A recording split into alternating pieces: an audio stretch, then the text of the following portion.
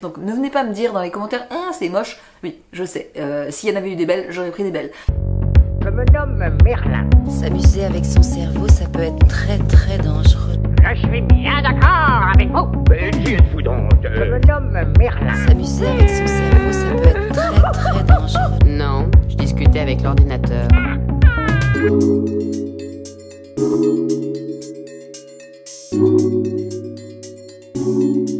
Aujourd'hui, donc, comme vous avez compris dans le titre de ce vlog, je vais tester la technique de Céline de journée boisson grasse. Donc, pourquoi je veux faire ça, tenant et aboutissant, je vous explique ça juste après. En attendant, voilà ma première boisson chaude de la journée, c'est un thé qui a été déthéiné. Et pour ma première boisson grasse, eh ben, j'ai décidé de mettre le mélange d'huile Ketosen Green de chez Go Keto, qui est mon préféré. Parce que dans le mélange, donc vous avez des MCT, mais vous avez aussi des huiles de macadamia et d'avocat avec des oméga 7 qui sont vraiment pas mal pour stimuler le métabolisme et le déstockage des graisses, parce que, comment vous dire que le mois de février n'a pas été profitable. J'ai l'impression d'avoir fait que manger comme une petite bestiole et emmagasiner du gras. Bon, ce n'est pas grave. Alors, Céline, elle propose donc un protocole où vous allez passer la journée à non pas jeûner, mais à vous nourrir de gras sous forme de boisson grasse. Je vais pas vous redire son protocole, vous expliquer ce qu'elle fait. Je vous propose d'aller directement voir sa vidéo et pourquoi elle propose ça, dans quelles conditions. Moi, j'ai juste l'intention de la tester et aussi de vous expliquer pourquoi je peux éventuellement trouver ça intéressant et dans quel contexte. Donc en fait, si vous avez regardé par exemple ma dernière vidéo sur le métabolisme, et si vous avez lu aussi peut-être mon article sur mon blog sur les techniques de perte de poids sans jeûner, vous savez que du coup il y a un enjeu très important qui est celui de faire diminuer l'insuline pour permettre au corps justement d'avoir une production optimale de cétones, de déstocker ses graisses, d'aller améliorer finalement son métabolisme des graisses. C'est vrai que ça, vous pouvez l'obtenir également en pratiquant du jeûne intermittent ou du jeûne long. Le problème, c'est que moi, je pense vraiment que le jeûne n'est pas une réponse qui est adaptée dans toutes les situations et pour toutes les personnes. J'aime pas mal le jeûne, je le pratique aussi occasionnellement, mais je pense qu'il y a un temps pour tout. Il y a des moments où c'est pas forcément optimal pour nous.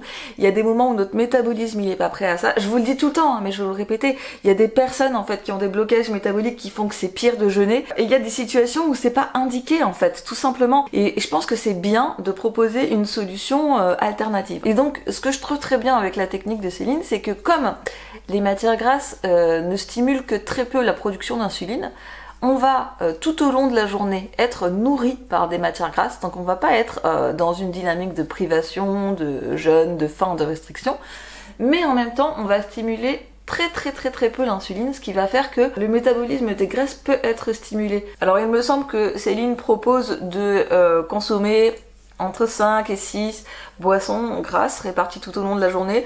Donc là, moi là-dessus, je vais vraiment faire en fonction de ma faim. Alors je sais pas si c'était vraiment une riche idée de ma part de vouloir faire ça aujourd'hui, parce que j'ai plein de trucs à faire qui sont pas forcément très intéressants à filmer, mais bon. Là, je vais partir au skatepark et donc je vais me préparer une bouteille avec de l'eau, du sel, parce que Céline vous rappelle à très juste titre que de la même manière que pour jeûner on va faire attention à ses minéraux, là dans les journées boissons grasses on va également faire très attention à ces minéraux, parce que même si on mange et même si on prend des calories, l'insuline va être si peu stimulée qu'on va effectivement perdre beaucoup de sel, beaucoup de magnésium, etc. Donc il faut impérativement bien s'hydrater et faire attention à ces minéraux. Je suis vraiment très impatiente de tester cette technique, je suis encore plus impatiente de partir pour aller au skatepark, donc je vous laisse et à tout à l'heure.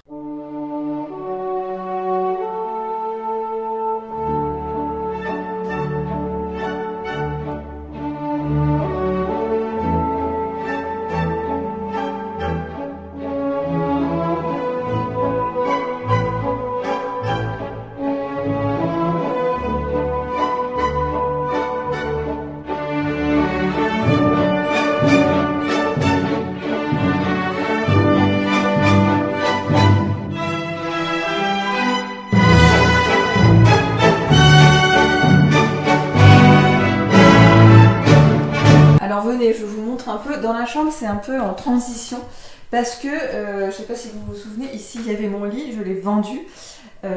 Et après j'ai commandé un canapé pour que ce soit un petit peu joli quand je reçois des gens, mais je ne l'ai pas encore, donc du coup pour l'instant j'avoue on sait pas trop où on est quoi, on a l'impression que c'est le camping. Mais ça va s'améliorer là, cette guitare je dois la rendre à mon frère. Le coffre là sert à cacher les couettes etc.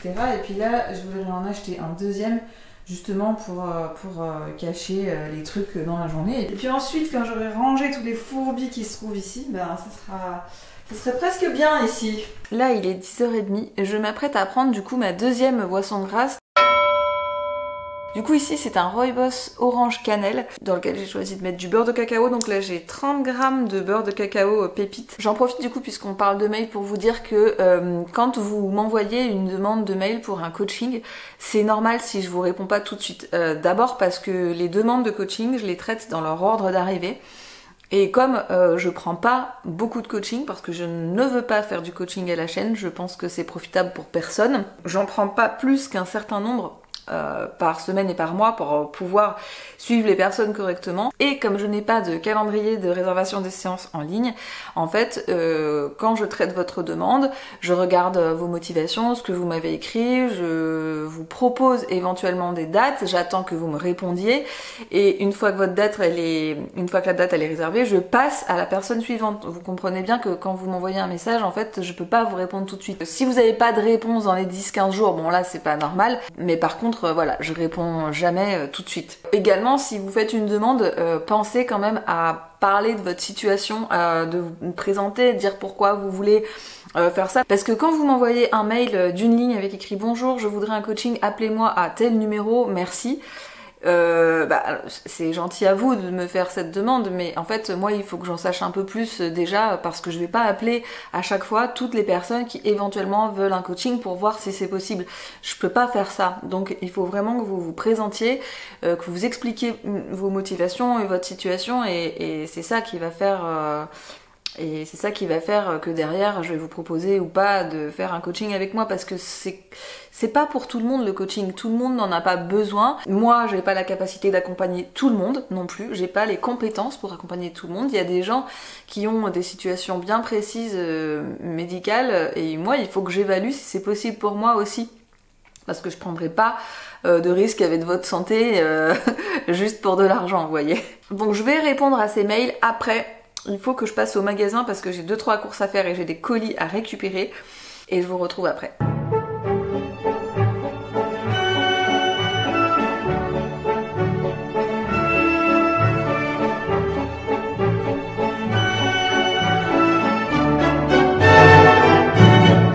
Il est quasiment 14h, je suis en train de prendre un petit bain de soleil dans ma chambre en même temps que ma 3e boisson grasse de la journée. Et cette fois-ci, j'ai fait en fait mon mix préféré. C'est le Rooibos au carrot cake dans lequel j'ai mis un énorme bout de beurre salé. Je pense que là, il y a presque 40 grammes de beurre salé dedans.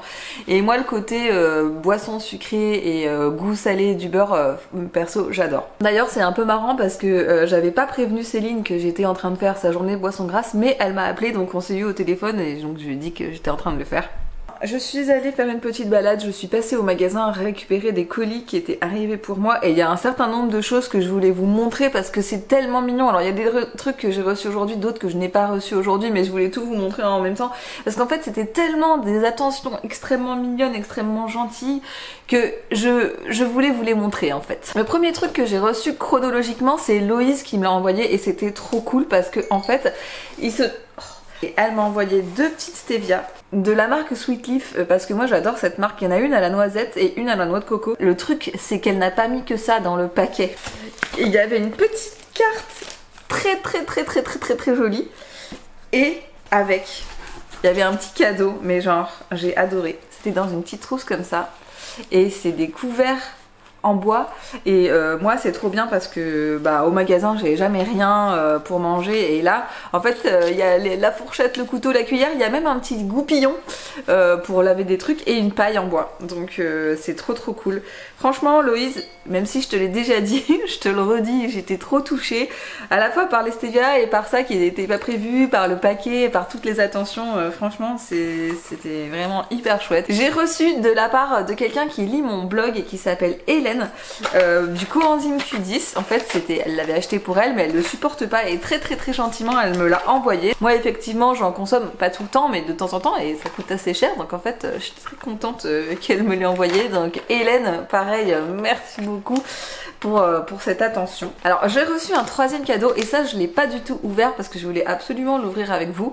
C'est une fille adorable qui s'appelle Anne, fabrique des petits bijoux, des bijoux de sac, des porte-clés, des petits, enfin divers bijoux. Elle propose pas mal de choses, je vous mettrai le lien de son compte Facebook pour que vous puissiez aller voir. Et elle m'a proposé de m'en faire un et en plus comme je suis extrêmement peu sur Facebook, en fait la pauvre elle a attendu des semaines et des semaines et des semaines avant que je réponde à sa proposition. Je sais même pas comment elle a eu la patience, donc franchement Anne merci beaucoup juste de m'avoir supporté. Elle m'a proposé de me faire un petit bijou dans les couleurs que moi j'aime et les choix que moi j'aime, donc je suis trop contente. Elle m'a mis un petit mot avec. Oh regardez. Ah oui, c'est-à-dire qu'en fait elle m'en a pas envoyé qu'un, il y en a plusieurs. Alors, je sais pas si vous allez bien voir à cause de cette luminosité terrible. Oh, c'est tellement mignon. Donc moi je lui avais dit que j'aimais bien le violet, les lunes, les petits pompons, donc elle m'a envoyé celui-ci, c'est le premier. J'adore le petit pompon violet et la lune, c'est trop mignon. Donc effectivement ça doit pouvoir s'utiliser en porte-clés ou en sac et ça tombe bien parce que moi j'avais plus de porte-clés parce que j'ai cassé le mien dernièrement. Mais j'y crois pas, elle m'en a fait plein en fait quoi. Oh, j'aime encore plus les couleurs de celui-là, avec les petites étoiles et la lune. Celui-là j'adore. Je pense que ça va être mon préféré. Et elle m'en a mis un troisième, franchement je suis comme une enfant gâtée quoi. Celui-ci alors il est dans les noirs et gris, franchement je trouve ça très joli aussi. Avec, elle m'a remis à chaque fois la petite lune, les étoiles, le pompon et les pierres, franchement c'est trop mignon. Écoutez, si vous aimez ce que fait Anne en fait, donc les bijoux qu'elle fait, en fait les bénéfices sont reversés à une association, elle travaille avec des enfants en Ouganda et vous pouvez donc retrouver ce qu'elle fait sur Facebook, je vous mettrai son profil et le lien vers son profil si vous voulez aller voir les modèles qu'elle fait et puis la cause qu'elle soutient. En tout cas, vraiment Anne, c'était adorable, ça me fait très plaisir et vraiment mille merci. En fait, les boissons grasses au beurre salé, c'est les meilleures du monde. Et oui, donc le dernier truc que j'ai reçu n'a rien à voir ni avec le cétogène, ni avec ma chaîne, ni quoi que ce soit, parce que c'est ma cousine qui me l'a envoyé. Et en fait, quand je suis arrivée au magasin, il y avait un paquet comme ça, trop joli. Tout le monde l'a vu en fait, tout le monde m'a dit mais il est beau ce paquet. Mais ma cousine elle est comme ça en fait, elle a toujours été dans les dessins, la peinture, l'art, les trucs comme ça et donc elle est forte. D'ailleurs, regardez, même le paquet est joli. Et en fait, c'est un t-shirt du Rocky Horror Picture Show. Et le t-shirt est magnifique. Franchement, Laurie, si tu passes par là, je suis trop contente. Alors, le t-shirt est magnifique, perso j'adore les couleurs, le truc brillant et tout ça, sauf que ma cousine elle a largement surestimé ma shape, c'est-à-dire que je suis pas du tout sûre de rentrer dans un pareil t-shirt, mais écoutez, je l'essayerai et je vous montrerai. Et du coup Laurie, ouais, si tu passes par là, même si tu ne passes pas par là, mille merci et vraiment merci à toutes les quatre de m'avoir fait ces cadeaux, c'est vraiment trop chouette. Bon, sur ces entrefaites, je vais finir de boire ma boisson en préparant le coaching que j'ai pour cet après-midi. Également ce soir en fait j'ai un live sur la chaîne de GoKeto avec Ben Norman qui est le fondateur à la fois de la marque GoKeto et du site Swiss Point of Care, donc c'est un live où on répond à vos questions. En fait il est prévu qu'on en fasse de manière périodique. Une fois tous les 15 jours, il y en aura un avec moi, une fois avec Céline. Ce qui fait que, en fait, si vous loupez celui-là, il y en aura potentiellement d'autres. Donc voilà, suivez. Il est presque 17h, il est moins 5 et je suis en train de prendre ma 4e boisson de la journée. J'ai pas particulièrement faim en vérité, mais après j'ai un coaching et j'ai pas mal de trucs à faire qui vont s'enchaîner et du coup je sais pas quand est-ce que je vais pouvoir en boire, du coup j'ai décidé de le boire maintenant. Donc cette fois-ci j'ai fait un rooibos encore, le le carrot cake, mais cette fois-ci j'ai mis de la crème Nutribe dedans. J'avais vraiment envie aujourd'hui de faire le tour un peu de toutes les matières grasses que j'ai l'habitude de mettre. Typiquement la Nutribe en crème vanille, c'est ce que je prends pour le goûter. Pour l'instant je dois dire que ça se passe très bien dans le sens où c'est très confortable en fait, c'est-à-dire que vous vous souciez pas de la nourriture, des repas, et quand vous avez faim vous prenez une boisson grasse. Moi vraiment je pense que ça peut totalement être un très bon outil de perte de poids qui permet de le faire sans entraîner de frustration, de restriction, etc. Parce qu'il y a des personnes, alors je vais pas parler des contextes, physiologiques où il n'est pas préférable de jeûner, je vais pas parler du fait que quand on a de la thyroïde par exemple il faut pas faire du jeûne intermittent ou du jeûne. Mais je vais juste parler des gens qui sont conscients que pour eux ça ne convient pas, et j'en fais partie. C'est-à-dire que quand je fais du jeûne intermittent, ça me dérègle mon comportement alimentaire, ça génère des choses que je ne souhaite pas voir revenir dans ma vie. Et j'ai presque envie de vous dire que parfois ça me le fait aussi avec le jeûne normal. C'est-à-dire que le jeûne long par exemple, si je vais jeûner 4-5 jours, ça se passe très bien. Mais j'ai remarqué que si je le faisais trop souvent, quand je recommence à manger, j'ai des comportements qui sont bizarres, où j'ai la faim qui est déréglée, et ça je ne veux pas non plus. En l'occurrence, comme je vous disais dans une autre vidéo, pour moi le fait de faire un jeûne long, c'est pas du tout une façon de perdre du poids, je reprends toujours le poids perdu, donc c'est vraiment pas ça. Et moi j'ai observé qu'en fait ça marche beaucoup mieux pour moi quand je veux obtenir une perte de poids, une sèche, de continuer à manger normalement, mais de modifier certaines choses dans mon alimentation. Donc ça je vous en ai parlé dans cet article sur la perte de poids sans jeûner, je peux vous le remettre en barre de description si vous voulez. Ça veut pas dire que le jeûne intermittent ça marche pas pour certains, juste moi je suis consciente que ni jeûne intermittent ne fonctionne bien avec moi. Donc je pense qu'il faut que chacun soit au clair avec son contexte et voilà, et fasse comme c'est mieux pour lui. Donc dans ce contexte, je pense totalement que la journée boisson grasse ça peut être quelque chose de bien parce que ça va limiter la production d'insuline. Évidemment, il faut aussi que ça convienne à votre contexte. Est-ce que vous digérez bien les matières grasses? J'espère pour vous si vous êtes un cétogène.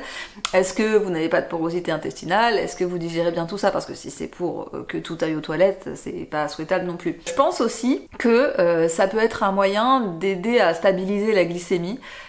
Pour les personnes qui ont beaucoup de réactivité à l'histamine, qui ont beaucoup d'aliments qui les font réagir et qui n'arrivent pas vraiment à trouver lesquels. Je pense que ça peut être bien justement 1 ou 2 fois dans la semaine de faire baisser les mastocytes, de faire baisser justement ces réactions inflammatoires en enlevant ces aliments, et peut-être que justement en les réintroduisant vous allez mieux réussir à identifier ce qui vous fait monter la glycémie.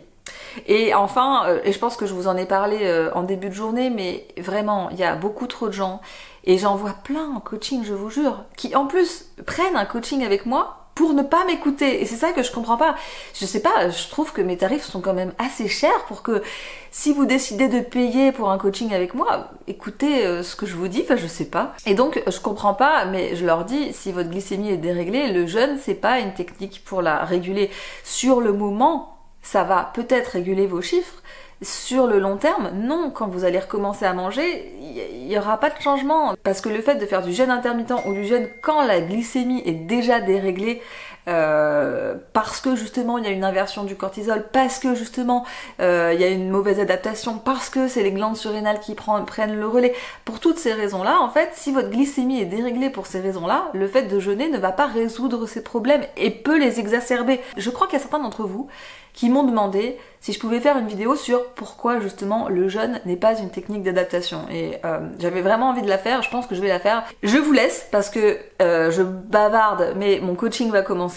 Ce qui est génial parce qu'en fait je fais une transition de parler cétogène avec vous à parler cétogène avec Véronique qui m'attend, et puis parler cétogène ce soir sur le live avec GoKeto, voilà.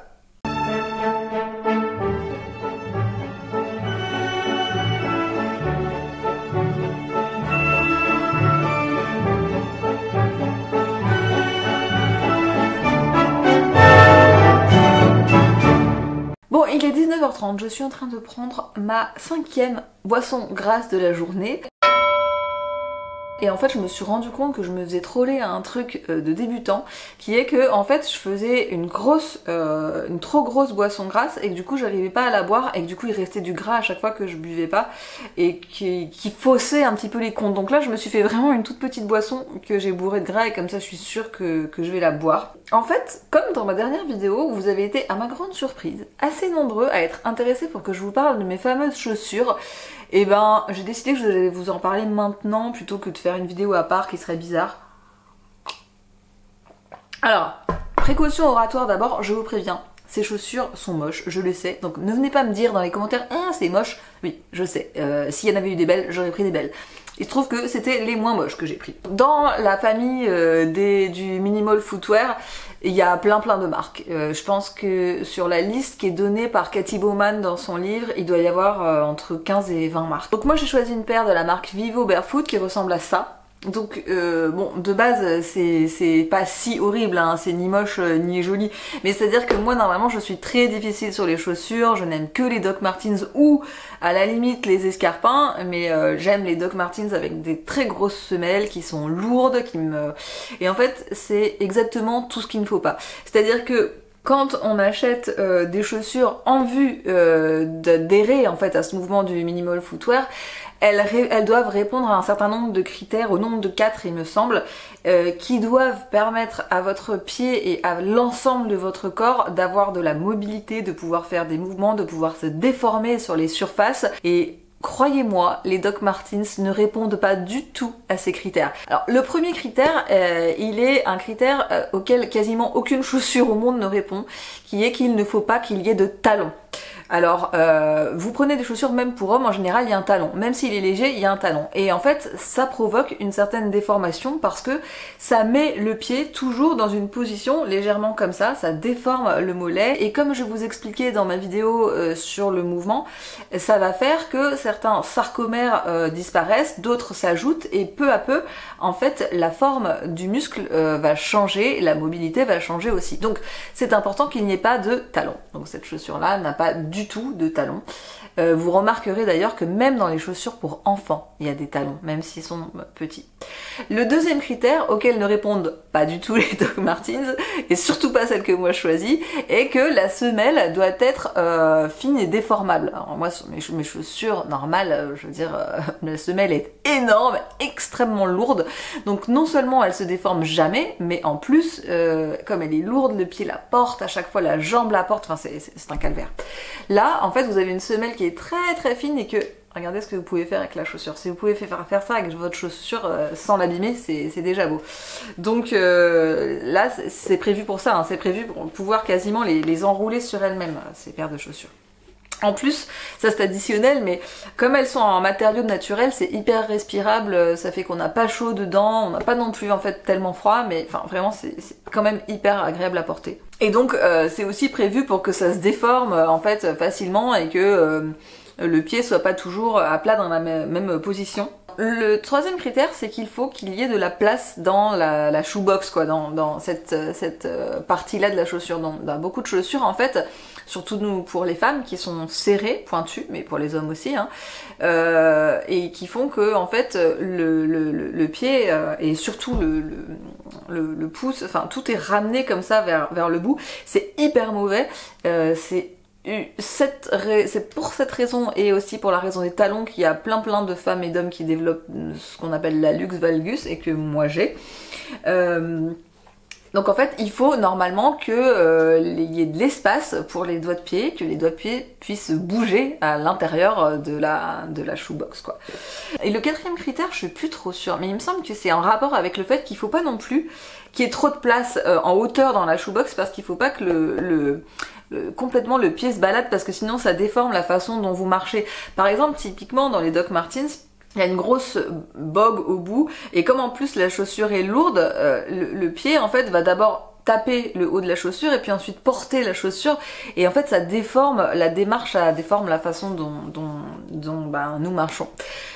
Donc en fait ces chaussures là sont faites pour répondre à ces 4 critères là. Il se trouve que en fait c'est incroyable parce que depuis que je les porte,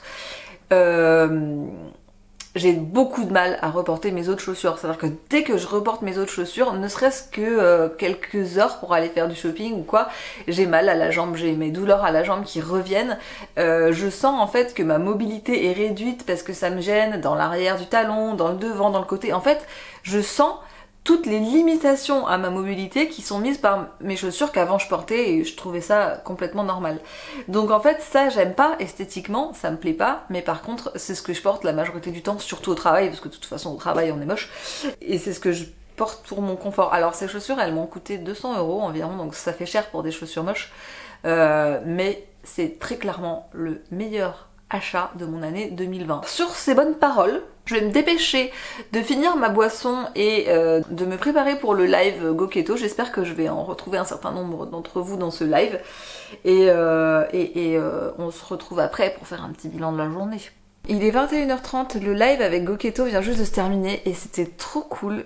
Merci beaucoup à tous ceux qui sont venus. Donc merci à Élise, merci à Céline, merci à l'autre Céline, merci à l'autre Céline, merci à Wagner, merci à Magali, merci à Paloma. En fait, je pense que j'oublie des gens, mais par contre ça m'a fait hyper plaisir de vous voir. Vraiment, je vous remercie du fond du cœur d'avoir été là. Pour en revenir au sujet de cette vidéo, qui est quand même la journée boisson grasse, je dois vous dire que je trouve ça très agréable parce que non seulement je n'ai pas faim et que tout se passe bien, mais que en plus ça vous enlève le sujet de la nourriture de la tête. C'est-à-dire que en fait c'est une journée où vous pouvez vous dispenser d'avoir réfléchir à ce que vous allez manger. Il suffit d'avoir du gras et de le disséminer un peu partout dans la journée. Donc finalement, pour faire les comptes, j'aurais eu 5 boissons grasses. En moyenne, elles ont tourné entre 30 et 35 grammes de gras chacune, sauf celle du matin qui en avait un peu moins. Donc ça nous fait 150 grammes de gras à peu près sur la journée.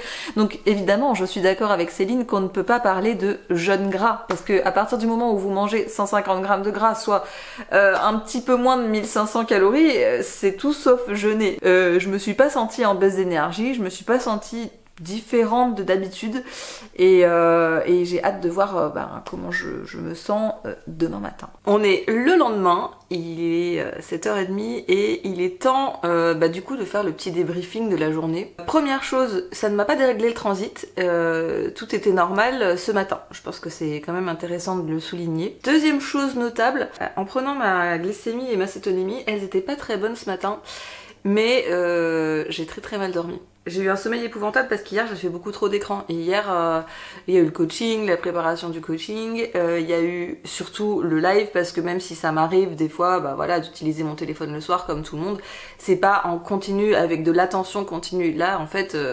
le live s'est très bien passé, mais c'était 1h30 où on était actifs devant nos écrans, avec la tête contre l'écran tout le temps. Et en plus, alors j'ai fait un truc qui ne m'arrive jamais de faire, mais je l'ai fait, c'est-à-dire que j'ai pas éteint, je me suis pas mis en mode avion en fait pour la nuit. Donc du coup, et j'avais évidemment pas coupé ma box, donc en fait je pense que tout ça a contribué à faire que j'ai eu vraiment un sommeil catastrophique. Et du coup ma glycémie est pas très bonne ce matin, elle était à 4,7. Et du coup ma cétonémie est pas fantastique non plus, mais je pense que ça n'a pas grand rapport avec la journée boisson grasse. Je pense que c'est vraiment totalement lié à la nuit. Mais je referai cette expérience de toute façon pour voir. Alors la question que peut-être vous vous posez et que je me suis posée aussi, c'est est-ce que moi je conseillerais d'utiliser ce genre de journée en phase d'adaptation ou plutôt après? Et en fait je me suis dit que ça dépendait vraiment des contextes, mais pour moi je vois pas vraiment de problème majeur à utiliser ça ponctuellement en phase d'adaptation, parce que y a vraiment des gens qui ont des contextes où ça peut leur faire du bien. Ça peut totalement aider, par exemple les personnes qui ont du mal à digérer le gras et qui du coup n'ont plus du tout faim et qui ont tendance à faire l'inverse, c'est-à-dire à arrêter de manger ou à sauter des repas.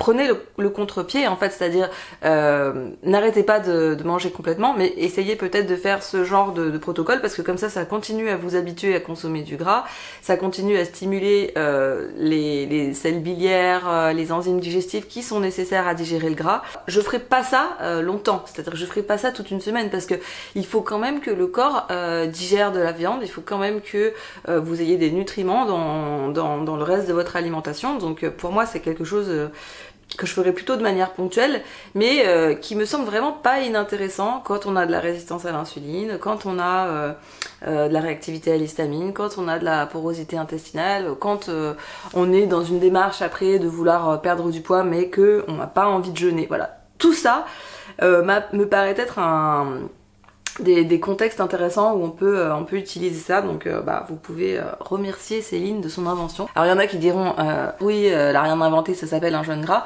Moi je pense qu'elle a quand même le mérite d'avoir systématisé la chose et d'en avoir démocratisé l'utilisation. Et comme je vous dis toujours, on n'invente jamais rien à partir de rien. Je veux dire, les choses se recyclent et se contextualisent et se meuvent avec le temps. Mais voilà, donc moi je trouve que c'est une très bonne trouvaille, si vous voulez pas dire invention, de Céline. Et je pense que je le réintégrerai à ma routine. Alors je dois dire que ce matin j'avais la dalle, j'avais vraiment faim par contre, et que j'avais pas envie de prendre juste du gras, donc j'ai fait un vrai petit déj, mais pour autant j'étais pas down, j'avais de l'énergie, enfin je me sentais pas du tout comme on se sent dans un premier jour de jeûne, donc j'ai trouvé ça en moyenne très appréciable. J'espère que vous aussi. Je vous invite vraiment à liker cette vidéo et à la partager si y a des personnes qui ne connaissent pas ce protocole. Vous pouvez également aller voir la vidéo de Céline, hein. Je vous la remettrai en barre de description. Et je vous dis à très bientôt dans la télé-réalité de la cétose.